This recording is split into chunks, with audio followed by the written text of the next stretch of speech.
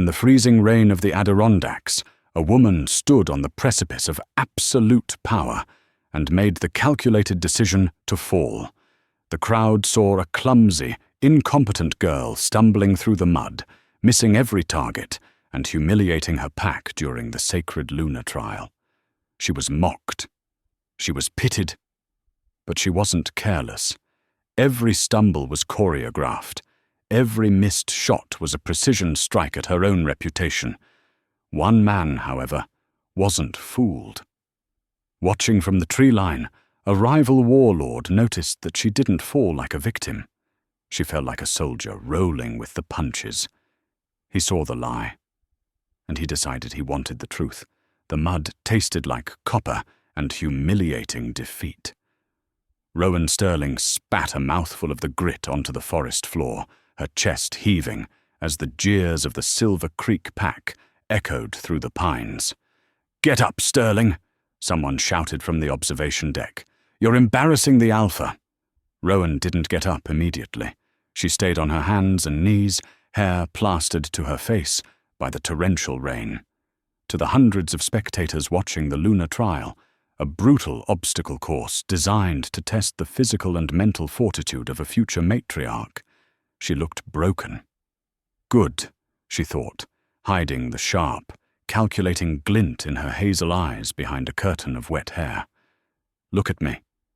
See the weakling. See the liability. She had practiced this fall for 3 weeks.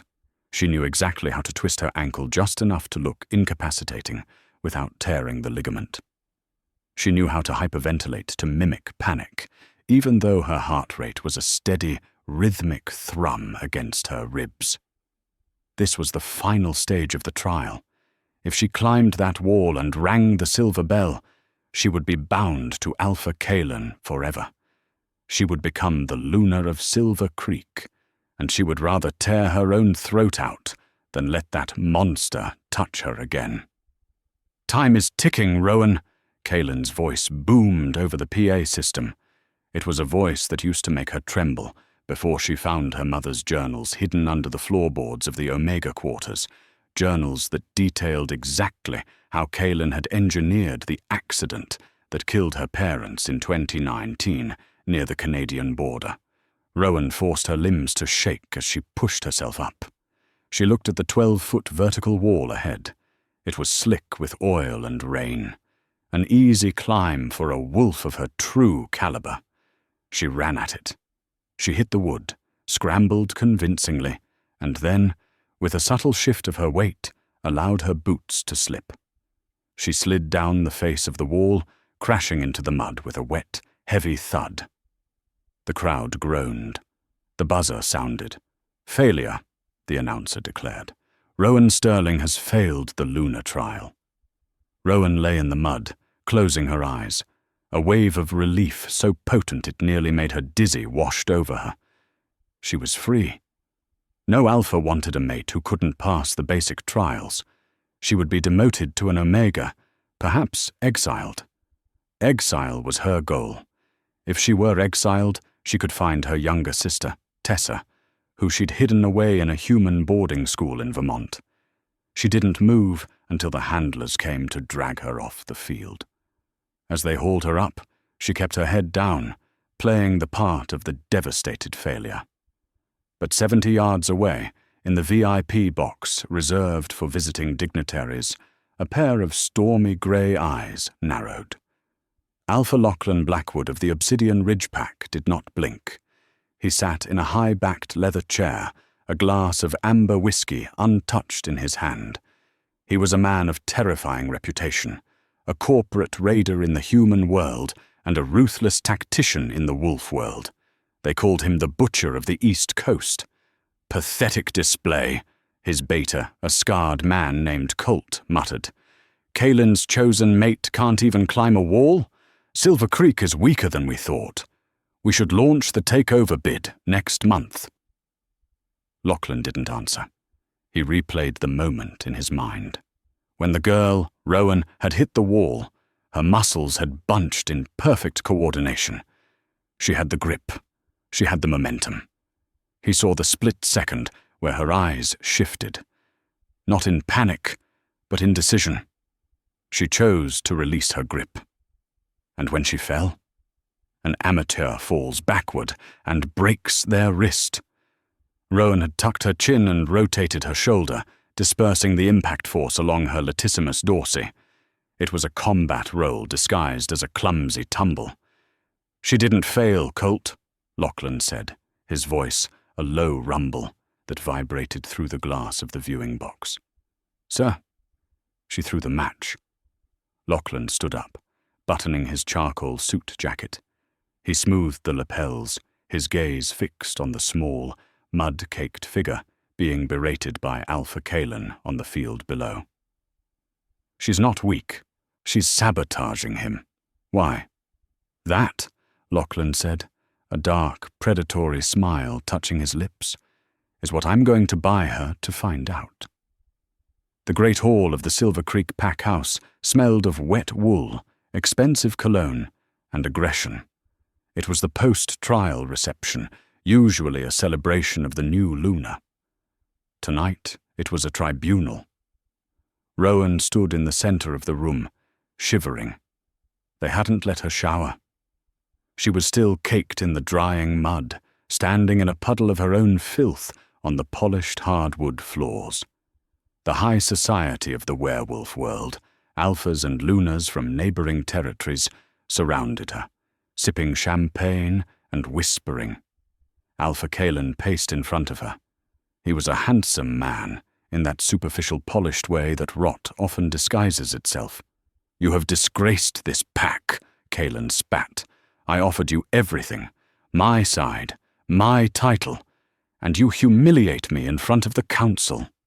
"I'm sorry, Alpha," Rowan whispered, keeping her eyes on his shoes. I wasn't strong enough." "Clearly." Kalen grabbed her chin, forcing her to look at him. His fingers dug into her jaw bruisingly hard. "You are useless to me as a Luna. You have weak blood. I should have known the Sterling line was defective." Rowan bit the inside of her cheek to keep from snapping his finger off. "Let him talk. Let him discard me." "I declare the mating contract null and void," Kalen announced to the room. The tension in the air snapped.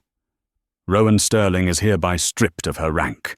She is demoted to the lowest caste. Actually," Kalen paused, a cruel idea forming. "Why keep a mouth to feed that offers nothing in return? I'm open to offers. Who wants a servant? She has strong legs for scrubbing floors, if nothing else." It was a slave auction disguised as charity. A ripple of uncomfortable laughter went through the room. "I'll give you $5,000, an older alpha from the south joked. "My kitchen staff needs help." "10," another shouted. "She's pretty enough under the mud." Rowan felt bile rise in her throat. This wasn't the plan. She needed exile, not transfer. If she was sold to another pack, she'd be watched. She'd never get to Tessa. $50,000. The voice cut through the noise like a gunshot. The room went dead silent. The crowd parted as Alpha Lachlan Blackwood walked into the circle. He moved with a lethal grace, towering over Kalen. Kalen blinked, his arrogance faltering. "Alpha Blackwood, you're joking." "Do I look like a man who tells jokes?" Lachlan stopped in front of Rowan. He didn't look at Kalen, he looked strictly at her. Rowan held her breath.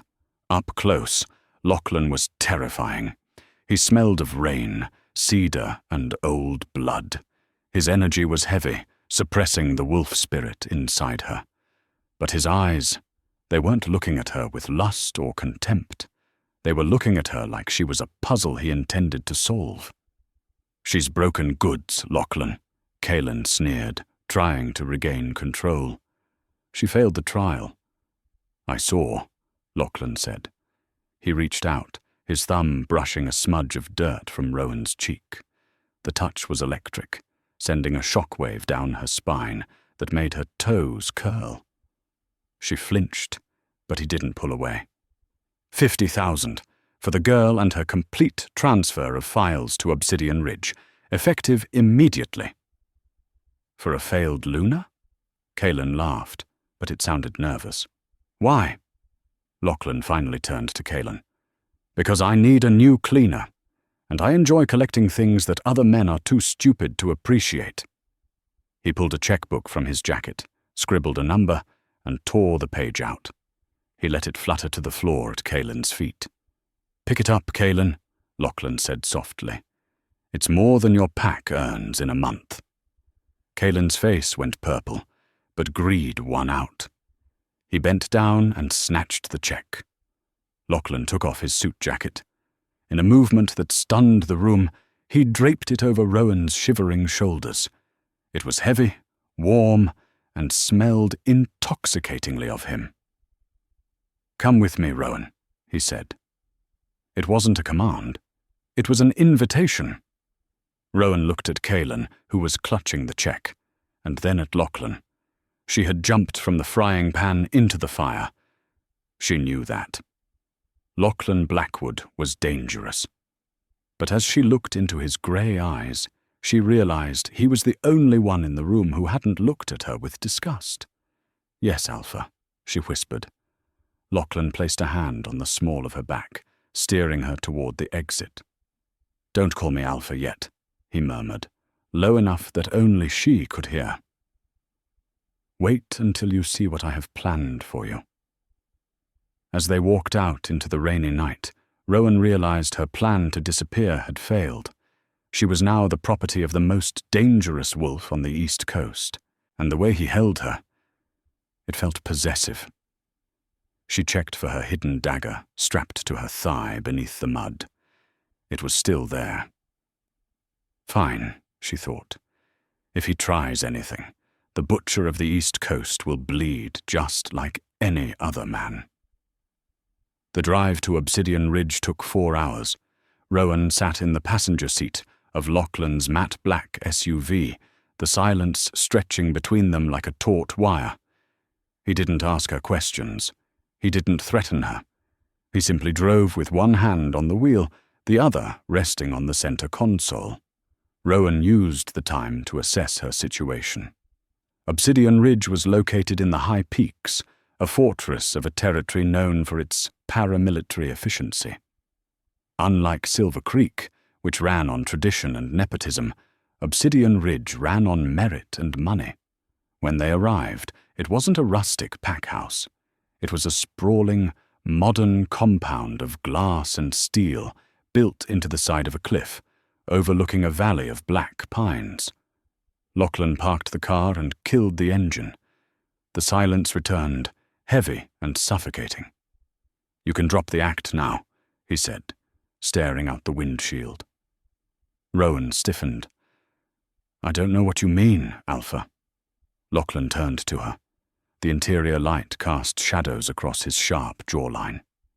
The limp, the hyperventilation, the slide on the wall. It was a performance. A good one, I'll admit. But I've been hunting liars for a long time, Rowan. You threw the trial. Rowan's heart hammered against her ribs, but she kept her face blank. Why would I do that? Being Luna is every girl's dream. Not yours. He leaned in closer, invading her personal space. You hate Kaelin. I saw the way you looked at him when he grabbed you. You didn't flinch out of fear. You flinched because you wanted to kill him. Rowan stayed silent. Denying it would be a lie he'd catch. Admitting it was treason. I don't care about your vendetta against Kaelin, Lachlan continued, his voice dropping to a husky whisper. In fact, I support it. But I paid $50,000 for you. I expect a return on my investment. I can clean, Rowan said defiantly. Like you said. Lachlan chuckled, a dry, dark sound. I have maids. I don't need a cleaner. I need a spy. Rowan's eyes widened. Kaelin is moving illegal stimulants through the southern borders, Lachlan explained. He's poisoning the rogue communities. I'm going to dismantle his operation. You lived in his house for 10 years. You know his schedules. You know his contacts. And if I refuse? Then you're just a failed Luna in a strange pack. Lachlan shrugged. And I'll have to put you to work in the kitchens, but if you help me, I'll give you whatever you want. Rowan looked at him. She saw the raw intelligence in his eyes. He wasn't trying to own her. He was trying to employ her. I want my sister, Rowan said, the words tumbling out before she could stop them. Tessa. She's in Vermont. I need to pay her tuition and keep her hidden from Caelan. Lachlan didn't hesitate. Done. I'll have a security detail on her school by morning. Caelan won't touch her. Rowan felt a crack in her armor. Why? Why would you do that? Because, Lachlan reached out, his hand hovering near her face before he pulled back, restraining himself. I have a feeling you're worth a lot more than 50 grand, and I always protect my assets. He opened his door. Come on, I'll show you to your room. It's not in the servants' quarters. You'll stay on the alpha floor. Why? Because if anyone thinks you're just a servant, they won't fear you, Lachlan said.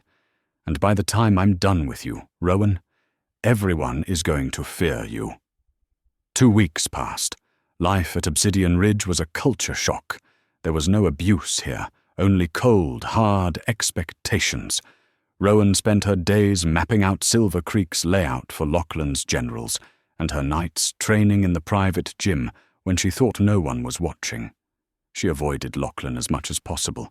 Being near him was confusing. The mate bond, that mythical pull between wolves, wasn't supposed to happen with a rival alpha. But every time he walked into a room, her inner wolf paced and whined, wanting to submit to him. She hated it. She wouldn't trade one master for another. It was 2:00 a.m. on a Tuesday when the attack happened. Rowan was in the kitchen, unable to sleep, brewing tea. The compound was silent. Then she heard it, a subtle click of a window latch bypassing a security sensor. It was a sound only a trained thief would recognize. She froze. The sound came from the east wing, Lachlan's bedroom. Rowan didn't think. She didn't call the guards. She grabbed a boning knife from the butcher block and sprinted barefoot toward the alpha suite. She reached the hallway just as a shadow slipped through Lachlan's door. The guards were slumped over in their chairs. Drugged, Rowan burst into the room. The assassin, dressed in tactical black, stood over Lachlan's sleeping form, a syringe raised. "Hey!" Rowan shouted. The assassin spun around, throwing a throwing star. Rowan dodged, the metal star embedding itself in the doorframe next to her ear. She lunged. She wasn't a clumsy failure now. She was a whirlwind of violence. She parried the assassin's strike, sweeping his legs. They crashed onto the floor.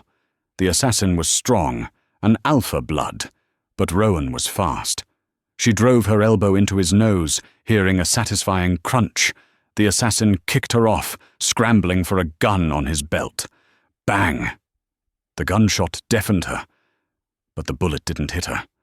Lachlan was sitting up in bed, a smoking pistol in his hand. The assassin slumped to the floor, a bullet hole in his shoulder. Lachlan looked at the intruder, then at Rowan. She was panting, holding the boning knife, her hair wild, wearing nothing but an oversized t-shirt. He lowered the gun. "You have good reflexes for a failure." Rowan dropped the knife, her hands shaking as the adrenaline faded. "He drugged the guards." Lachlan got out of bed. He was shirtless, his torso covered in scars and tattoos of runic protection. He walked over to the assassin, kicked the gun away, and then turned to Rowan. He stepped into her space. The air between them crackled. He reached out and touched a small cut on her cheek, where the throwing star had grazed her. "You saved my life," he said, his voice rough with sleep and intensity. "You're my meal ticket," Rowan deflected, backing up against the wall. "If you die, who pays for Tessa's school?" Lachlan boxed her in, placing his hands on the wall on either side of her head. He smelled of musk and gunpowder. His eyes dropped to her lips. then back to her eyes. "Stop lying, Rowan," he whispered. "You feel it too." "Feel what?" "The pull." He leaned his forehead against hers. "My wolf has been clawing at my chest since the moment I saw you in the mud. I didn't buy you for intel. I bought you because you're mine." Rowan's breath hitched. "I'm not yours. I belong to no one." "Then why are you trembling?" Lachlan grazed his nose against her neck. "Is it fear? Or is it because you know that if I kiss you right now, you'll never want to leave?" Rowan's resolve crumbled. She wanted him to kiss her. God, she wanted it. She tilted her head back. Suddenly, the assassin on the floor groaned. "Silver. Creek. Sends regards." Lachlan pulled back, the moment shattered. His face hardened into a mask of rage. He looked at the bleeding man. "Kalen sent him," Lachlan growled. "He knows you're giving me information." "No," Rowan said, dread pooling in her stomach. "Kalen doesn't know I know anything. Unless, Lachlan looked at her, his eyes suddenly cold. "Unless you were sent here to gain my trust. A staged rescue. A classic Trojan horse maneuver." "What? No!" Rowan gasped. "Lachlan, I just saved you. Or you wounded your partner to make it look convincing." Lachlan stepped away from her, the warmth gone. "Guards!" he roared. Fresh security burst into the room. "Take the assassin to the dungeon," Lachlan commanded. He pointed at Rowan, his face like stone. "And lock her in the holding cell. Until I find out the truth, she's a hostile combatant." "Lachlan, please!" Rowan screamed as the guards grabbed her arms. He turned his back on her, but as they dragged her away, Rowan saw his hand clench into a fist, his knuckles white. He didn't want to believe it. But a man like Lachlan Blackwood didn't survive by trusting blindly. The holding cell beneath the Obsidian Ridge compound was designed to break alphas. It was a seamless concrete box with no windows, kept at a shivering 50 degrees. There was no bed, only a steel bench bolted to the floor. The only light came from a buzzing fluorescent strip shielded by wire mesh. Rowan had been sitting on the freezing bench for 6 hours. She hadn't cried. She hadn't yelled for a lawyer. She just sat, wrapping her arms around herself for warmth, her mind replaying the look of absolute betrayal in Lachlan's eyes right before he ordered her away. It hurt more than Kalen's physical abuse ever had. Kalen was a monster she expected pain from. Lachlan was a man who had covered her with his jacket, who had protected her sister, who had looked at her as if she were the only woman in the world. His distrust felt like a physical wound. The heavy steel door buzzed and swung open with a hydraulic hiss. Lachlan walked in. He had showered and changed into a tactical uniform, black cargo pants, and a fitted sweater that emphasized the sheer width of his shoulders. His face was an unreadable mask of stone, his grey eyes devoid of the warmth she had glimpsed earlier that night. He didn't bring a chair. He stood over her, his presence filling the small cell, sucking the oxygen out of the air. "The assassin is dead," Lachlan said flatly. "He bled out before we could get much out of him. Convenient for you." Rowan looked up at him, refusing to shiver despite the cold. "I didn't kill him. You shot him." "I shot him in the shoulder to disable him. The wound shouldn't have been fatal, unless someone slipped him a blood thinner beforehand to ensure he couldn't talk if captured." Lachlan crossed his arms. "Who is your handler, Rowan? Is it Kalen himself or one of his lieutenants?" Rowan stood up. It was an act of defiance. She was half his size, barefoot on freezing concrete, but she wouldn't cower. "I don't have a handler. I told you the truth. I hate Kalen. I want him destroyed." Words are cheap, especially coming from a woman who faked her way through a lunar trial. Lachlan took a step closer, invading her personal space, his scent overwhelming her senses even in this sterile environment. It was a scent of power and suspicion. "You're good at performance art. How do I know this righteous indignation isn't just another act?" "Because if I were working with the assassin, I would have let him plunge that syringe into your neck," Rowan yelled, her control snapping. "Why would I save you just to end up in here? To gain the keys to the kingdom, to get close enough to do the job quietly, without alarms going off. The long con." Lachlan's voice dropped to a predatory growl. "Did Kaelin promise you your sister back if you delivered my head?" At the mention of Tessa, Rowan lunged. She didn't care that he was an alpha. She shoved his chest with both hands. It was like shoving a brick wall, but the sheer audacity of it made him stumble back a step. "Don't you dare talk about her," she hissed, tears finally stinging her eyes. "You're the only reason she's safe right now. If I kill you, Kaelin gets her. Do the math, you paranoid bastard. My survival, and hers, depends on you staying alive." They stared at each other, chests heaving. The air crackled with unspent tension, rage, fear, and something underneath it all that was dangerously hot. Lachlan stared into her hazel eyes, searching for the flicker of deceit he had spent his life learning to recognize in boardroom negotiations and battlefield parleys. He saw anger. He saw exhaustion. He saw terrifying desperation. But he didn't see a lie. His wolf was screaming inside his head, furious with him for caging their mate. "She is ours. Protect her.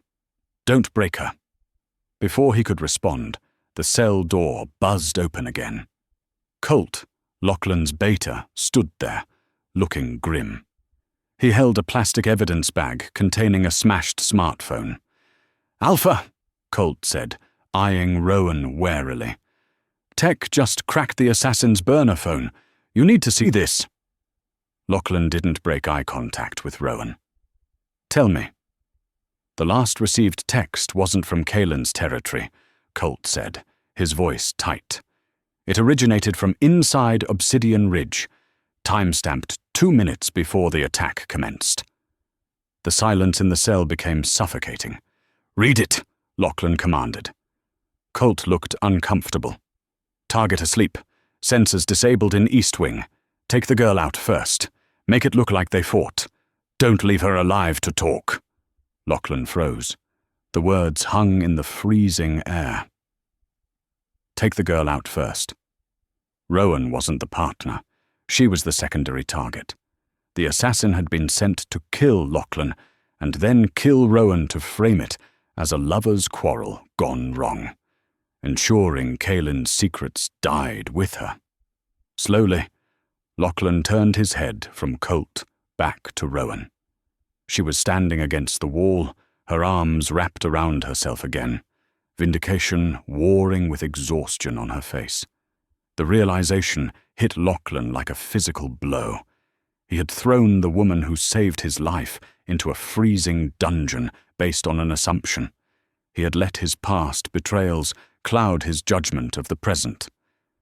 "Get her out of here," Lachlan said to Colt, his voice hollow. "Sir? Get her out. Take her to the medical wing. Get her warm. Get her food." Lachlan didn't look at Rowan. He couldn't. The shame was a bitter acid in his throat. "I have a mole to hunt." Lachlan turned on his heel and stormed out of the cell, the energy coming off him so volatile that Colt pressed himself against the doorframe to let him pass. Rowan watched him go. She was vindicated, but she didn't feel triumphant. She just felt cold. She realized that being mated to Lachlan Blackwood wasn't going to be a fairy tale. It was going to be a war. The war room of Obsidian Ridge was a technological marvel, dominated by a massive touchscreen table displaying satellite maps of the entire eastern seaboard. It was 5:08 a.m. The compound was locked down. No one in, no one out. Rowan sat at the far end of the table, wrapped in a thick wool blanket, nursing a mug of high-calorie protein soup. Dr. Albright, the pack physician, had checked her over, treated the shallow cut on her cheek, and prescribed immediate rest. Rowan had refused the rest. She wanted to know who had tried to kill her. Lachlan stood at the head of the table, radiating a lethal calm that was far more terrifying than his previous rage. Colt and 4 other high-ranking enforcers stood at attention. "The text came from a cloned SIM card," Lachlan told the room. "It traced back to a device registered to Sector 4 Logistics."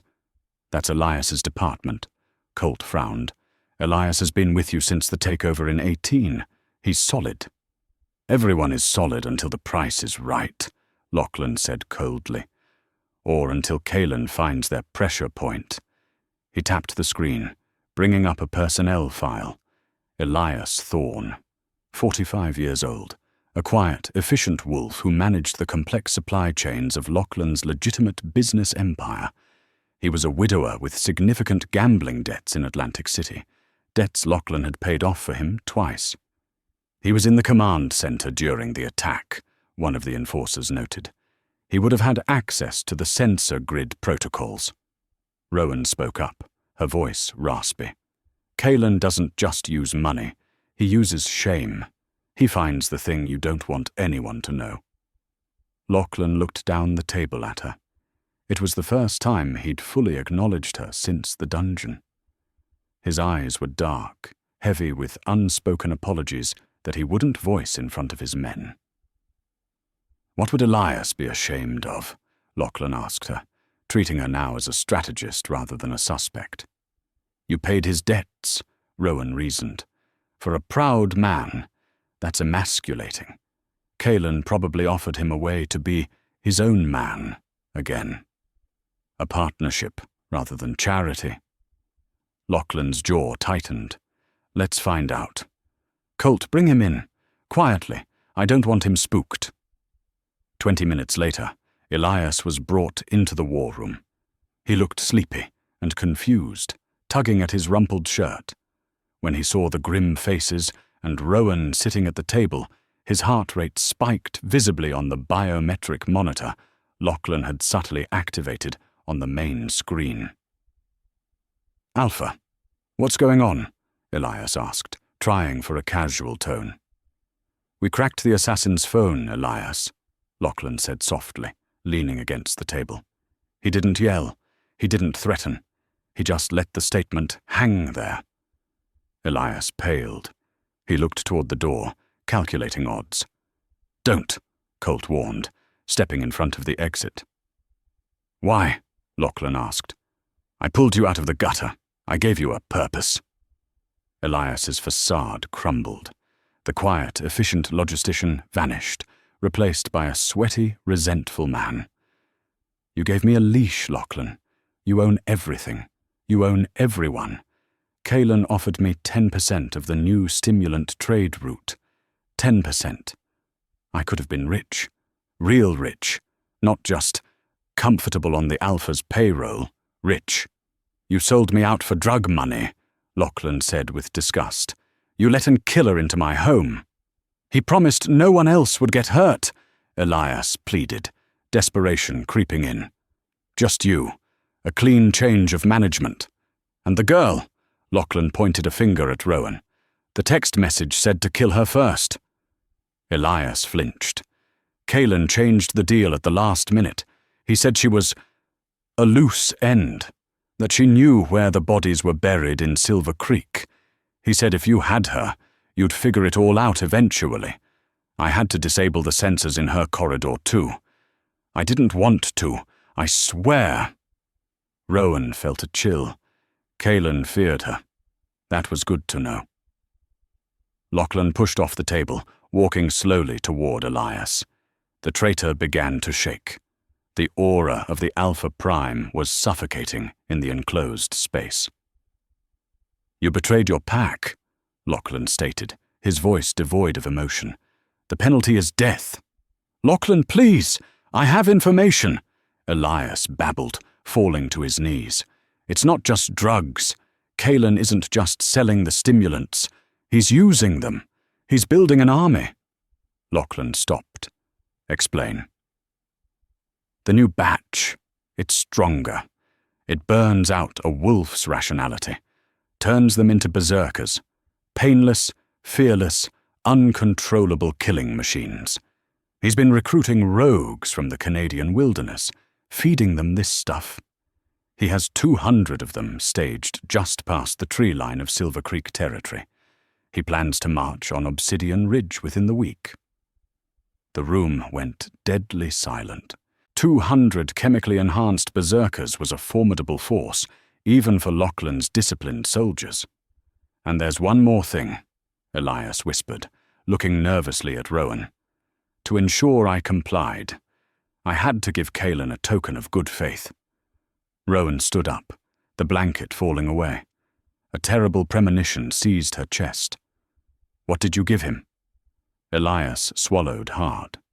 "The location of the school in Vermont, the one you wired the tuition to last week."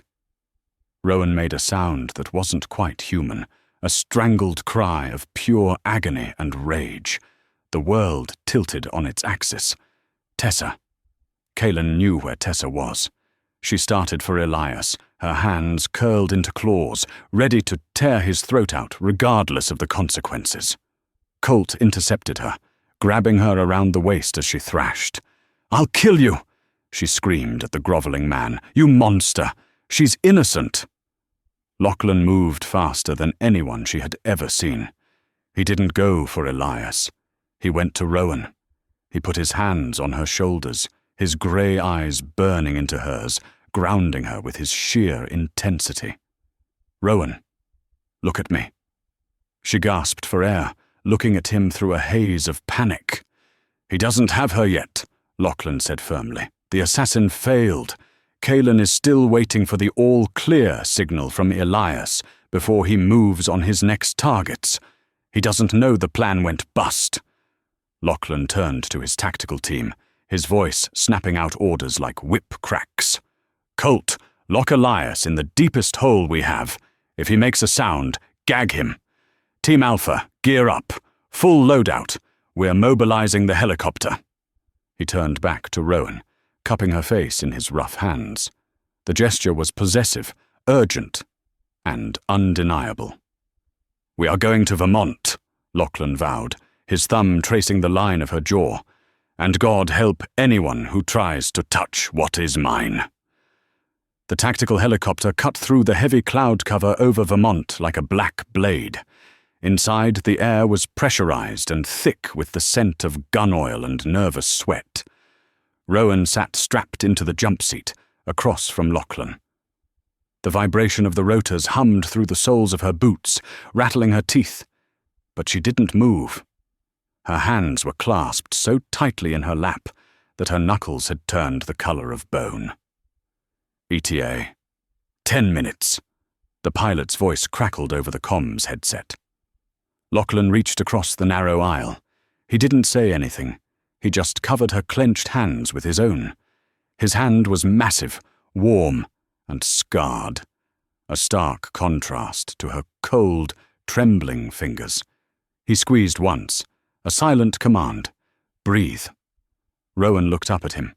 The red tactical lighting of the cabin cast his sharp features in shadow, making him look less like a corporate CEO and more like the warlord the stories made him out to be. He was checking the magazine of a heavy-caliber assault rifle with his free hand. "If she's hurt," Rowan started, her voice cracking over the headset. "If she's hurt," Lachlan finished, his voice a low, distorted growl in her ear. "Then I will peel the skin from Kaelan's bones, slowly enough that he'll beg for the fire." It wasn't a threat. It was a statement of fact. "We are going in hot," Colt announced from the cockpit door. Thermal imaging shows 4 heat signatures patrolling the perimeter of the dorms, another 6 inside. They aren't trying to hide. They're waiting. "It's an ambush," Rowan said, the strategist in her taking over the panicked sister. "Kaelan knows we're coming. Elias sent the signal before you stopped him." "I count on it being a trap," Lachlan said calmly. He unbuckled his harness as the chopper began its descent. "A trap only works if the prey behaves like prey. We are going to behave like predators." He handed Rowan a sleek, compact sidearm. "Do you know how to use this?" Rowan checked the weight of the gun. "I was trained to be a Lunar, Lachlan. That involves etiquette, history, and ballistics. I can shoot." "Good. Stay behind Colt. Your priority is Tessa. My priority is clearing the path." The chopper didn't land. It hovered 10 feet above the wet, manicured lawn of the St. Jude's boarding school. The downdraft flattened the meticulously kept hedges. Lachlan jumped first. He hit the ground with a heavy thud and immediately shifted. It was the first time Rowan had seen his wolf fully unleashed. He wasn't just a wolf. He was a monster of nature. His fur was midnight black, standing nearly 5 feet at the shoulder, muscles rippling like steel cables under a coat that seemed to absorb the light. His eyes were burning gold. He let out a roar that shattered the windows of the first-floor dormitory, a challenge that shook the very foundation of the building. "Come and get me." Rowan jumped from the skid, landing in a crouch. Colt and 3 other enforcers flanked her, weapons raised. Gunfire erupted immediately from the second floor. "Move!" Colt shouted, shoving Rowan toward the stone archway of the main entrance. Lachlan, the massive black wolf, was a blur of violence. He didn't run for cover. He ran up the side of the building, claws gouging into the brickwork, launching himself through the second-story window where the gunfire originated. Screams followed, the wet, tearing sound of a wolf at work. Rowan sprinted into the main hall. It was a grand, old-money foyer with checkered marble floors. But now it was a kill box. 2 men stepped out from the shadows of the staircase. Their eyes were glazed over with a milky white sheen, veins bulging black against their necks. "Berserkers!" Colt cursed, firing 2 rounds into the chest of the nearest one. The man didn't even flinch. He absorbed the bullets like they were bee stings and charged, moving with a jerky, unnatural speed. He slammed into Colt, throwing the 200-pound beta across the room like a rag doll. "Run, Rowan!" Colt yelled, scrambling to get his knife out as the berserker descended on him. Rowan didn't run. She saw the second berserker lunging for her. She dropped to her knees, sliding across the polished marble. As the drug-fueled madman swiped at the air where her head had been, she aimed upward and fired 3 shots in rapid succession. Pop, pop, pop, groin, neck, eye. The berserker collapsed, convulsing. Rowan scrambled up, stepping over the twitching body. "Tessa's room is on the 3rd floor, room 304. She bolted up the stairs, leaving the sounds of the brutal melee on the ground floor behind her. Her heart was hammering a frantic rhythm against her ribs. "Please be safe. Please be safe." She reached the 3rd-floor landing. The hallway was dimly lit. The door to 304 was ajar. Rowan froze, raising her weapon. She pushed the door open with her foot. The room was empty. The bed was overturned. Books were scattered across the floor. "No," Rowan whispered, panic clawing at her throat. "No, no, no. Looking for this?" The voice came from the end of the hallway. Rowan spun around. Standing by the emergency exit was a man Rowan recognized. Marcus, Kaelin's head of security. And he had an arm wrapped tightly around the neck of a terrified, weeping teenage girl. "Tessa!" Rowan screamed. "Rowan!" Tessa cried out, struggling against the massive arm crushing her windpipe. "He has a needle. He has the stuff." Marcus held up a syringe filled with a glowing violet liquid. The berserker serum. He grinned, revealing yellowed teeth. "Kaelin sends his love. Failure. He said if you want the girl, you have to trade places. He's very interested in why Lachlan Blackwood paid 50 grand for a defect." "Let her go," Rowan said, her voice shaking with rage. "I'll go with you. Just let her go." "Drop the gun," Marcus commanded. Rowan slowly lowered the gun to the floor. She kicked it away. "Done! Now release her!" "I don't think so," Marcus sneered. Kaelin said to bring you broken. Watching your sister turn into a drooling monster seems like a good way to break you." He moved the needle toward Tessa's neck. "No!" Rowan shrieked, sprinting forward, knowing she would never be fast enough. The wall next to Marcus exploded. It wasn't a bomb. It was Lachlan. He had smashed through the drywall from the adjoining room, shifting back into human form mid-air. He collided with Marcus with the force of a freight train. Marcus dropped Tessa and the syringe. He tried to fight back, but he was fighting an Alpha Prime in a state of blood fury. Lachlan didn't use technique. He used brutality. He grabbed Marcus by the throat and slammed him into the floor so hard the wood splintered. He lifted him up and slammed him again, and again. "You touched her," Lachlan snarled, each word punctuated by a fist impacting Marcus's face. Marcus was unconscious after the second hit, but Lachlan didn't stop. His eyes were still glowing gold, his humanity slipping away into the wolf's rage. "Lachlan!" Rowan grabbed Tessa, pulling her sister behind her, then reached out to touch Lachlan's blood-spattered shoulder. "Lachlan, stop! He's done! We need to go!" Lachlan froze. His chest heaved, his knuckles raw and bloody. He looked up at Rowan. For a second, he didn't recognize her. The wolf was in control, looking at the threat. Then he blinked. The gold faded to storm grey. He looked at the unconscious man beneath him, then at Rowan and the terrified girl clinging to her waist. "Are you hurt?"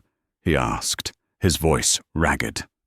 "No," Rowan said, tears finally spilling over. "We're safe. You saved us." Lachlan stood up, wiping the blood from his mouth with the back of his hand. He looked at Tessa. "You must be Tessa. Your sister went through hell to get you." Tessa, wide-eyed and shaking, looked from the terrifying man to her sister. Is he the bad guy?" Rowan looked at Lachlan, bloodied, terrifying, and looking at her with an intensity that burned. "No, Tess. He's the good guy." The escape and the realization. The extraction was chaotic but successful. Colt had neutralized the berserkers downstairs with non-lethal gas grenades. They loaded into the helicopter as police sirens began to wail in the distance. As the chopper lifted off, leaving the carnage of St. Jude's behind, the adrenaline crash hit Rowan hard. She sat in the back, holding Tessa, rocking her slowly. Lachlan sat opposite them again. He was wiping the blood off his hands with a rag. He watched Rowan with a brooding silence. "You realized something back there," Lachlan said quietly, over the headset. Rowan looked up. "What?" "The berserkers. The ones downstairs." Rowan nodded, her expression darkening. "I recognized them. One of them was old Mr. Henderson. He used to be the gardener at Silver Creek. He's an Omega. He's 70 years old." "Kaelin isn't recruiting rogues," Lachlan said grimly. "He's forcing his own pack members, the weak, the elderly, the ones no one will miss, to take the serum. He's using his own people as disposable weapons." "He has to die," Rowan said. It wasn't a scream of passion this time. It was a cold, calculated judgment. "He is a cancer." "He will," Lachlan promised. "But not today. Today, we go home." Home. The word hung in the air. For the first time in her life, Rowan realized that home wasn't a place she was trying to escape to. It was the man sitting across from her. She reached out across the aisle again. This time, Lachlan took her hand immediately, interlacing their fingers. The bond between them, that mystical pull she had tried to deny, snapped into place with a feeling of finality. It wasn't a chain, like she had feared with Kaelin. It was an anchor. The claiming.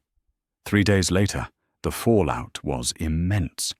The attack on the school made national news as a terrorist incident, covered up by the Werewolf Council's media contacts. But in the underworld, the message was clear. Lachlan Blackwood had struck Kaelin directly. Rowan stood on the balcony of Lauchlan's penthouse suite at Obsidian Ridge.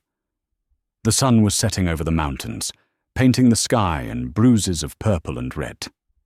Tessa was safe, settled into a guest wing with a 24-hour guard and a new video game console to keep her distracted. Lauchlan stepped out onto the balcony behind her. He held 2 glasses of wine. He handed one to her. "Colt says the council is calling for a summit," Lauchlan said, leaning against the railing. "They want to address the hostilities between our packs." "They want to punish you for saving my sister," Rowan corrected. "Let them try." Lauchlan took a sip. "Kalen will be there. He's going to demand your return. He'll claim our contract was never legally dissolved because he didn't sign the release papers. He just sold your debt." "Can he do that?" Rowan felt a spike of fear. "He can try." Lauchlan turned to her. He set his glass down on the railing. "There is one way to silence him permanently. One way to ensure he never has a legal claim to you again." Rowan knew what he was asking. In wolf law, a mating bite superseded all other contracts. But it was permanent. It was a surrender of the soul. "You don't have to," Lauchlan said quickly, sensing her hesitation. "I will burn the world down to protect you regardless, Rowan. You are my guest. You are my employee. You are my friend." Rowan looked at him. She saw the man who had let her fail with dignity. The man who had bought her not to use her, but to understand her. The man who had flown into a trap for a girl he didn't know, just because she mattered to Rowan. She realized she had failed the Luna trial on purpose because she didn't want to be a Luna. She wanted to be his Luna. Rowan set her glass down. She stepped closer to him, placing her hands on his chest, feeling the steady, powerful beat of his heart. "I didn't fail the trial, Lauchlan," she whispered. "I know. I was waiting." Lauchlan's eyes darkened, the pupils dilating. "Waiting for what?" "For a reason to be strong." Rowan reached up and pulled his head down. She kissed him. Not a tentative, testing kiss, but a searing, claiming kiss. She poured all her gratitude, her rage, and her desire into it. Lauchlan groaned, a low rumble in his chest, and wrapped his arms around her waist, lifting her off her feet. He crushed her to him, the restraint he had practiced for weeks shattering. He pulled back, his breathing ragged, his forehead resting against hers. "Are you sure, Rowan? Once I do this, there is no going back. You are Obsidian. You are mine." Rowan tilted her head to the side, baring the sensitive skin of her neck to him. It was the ultimate act of trust. "Claim me, Alpha," she whispered. "And then let's go kill Kalen together." Lauchlan didn't hesitate. He buried his face in the crook of her neck. His canines lengthened, sharp and possessive. He bit down, marking her, binding their souls with a rush of endorphins and ancient magic that brought her to her knees. It wasn't pain. It was completion. The council hall was a cavernous rotunda of stone and judgment. The 12 elders sat on a raised dais. Alpha Kalen stood in the center of the floor, looking smug. He wore a white suit, projecting an image of aggrieved innocence. "Alpha Blackwood stole my property," Kalen addressed the elders, his voice smooth. "He kidnapped a ward of my pack from her school. He attacked my staff. I demand the return of Rowan Sterling and her sister immediately." The doors to the hall banged open. Lauchlan walked in. He wasn't wearing a suit. He was wearing tactical black, flanked by Colt and a dozen armed enforcers. But the room didn't look at him. They looked at the woman walking beside him. Rowan wore a dress of midnight blue silk that clung to her curves like water. Her head was high. She didn't look at the floor. She looked directly at Kalen, and on her neck, visible to everyone in the room, was the fresh, scarring mark of the Obsidian Alpha. The room gasped. The scent of the bond was potent, radiating off them in waves. "She is not your property, Kaelin," Lachlan said, his voice echoing off the stone walls. He stopped in the center of the room, putting a possessive hand on Rowan's lower back. "She is the Luna of Obsidian Ridge." Kaelin's face went pale. The legal argument was dead. He couldn't claim another Alpha's mate. "She failed the trial," Kaelin sputtered, losing his composure. "She is defective. She is weak." Rowan stepped forward. She didn't need Lachlan to speak for her anymore. "I didn't fail," she said, her voice clear and strong. "I survived you." She pulled a flash drive from her clutch purse and tossed it onto the Elder's table. "And on that drive," Rowan announced, turning to the Council, "is the proof of the chemical weapons facility Alpha Kaelin is running in the Green Mountains.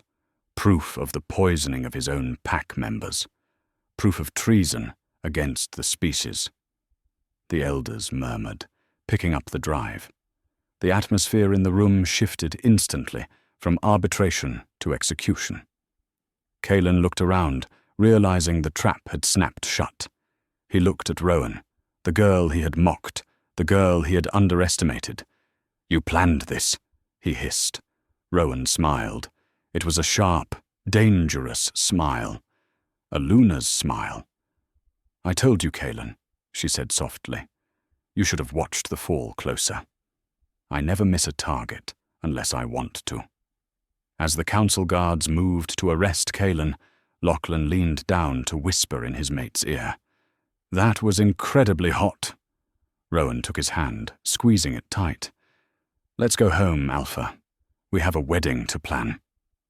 The doors closed on Kaelin's screams, leaving Rowan and Lachlan walking into the future, together, lethal and free. And that is the story of how Rowan Sterling turned her greatest failure into her greatest victory.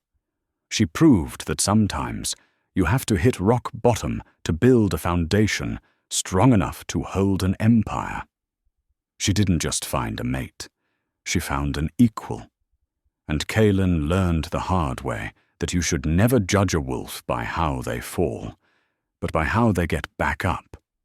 If you enjoyed this story of revenge, romance, and justice, please smash that like button. It really helps the channel grow and lets me know you want more stories like this. Don't forget to share this with your friends who love a good werewolf drama, and hit subscribe with the notification bell on so you never miss a part. What did you think of Rowan's plan? Let me know in the comments below. Thanks for listening, and I'll see you in the next story.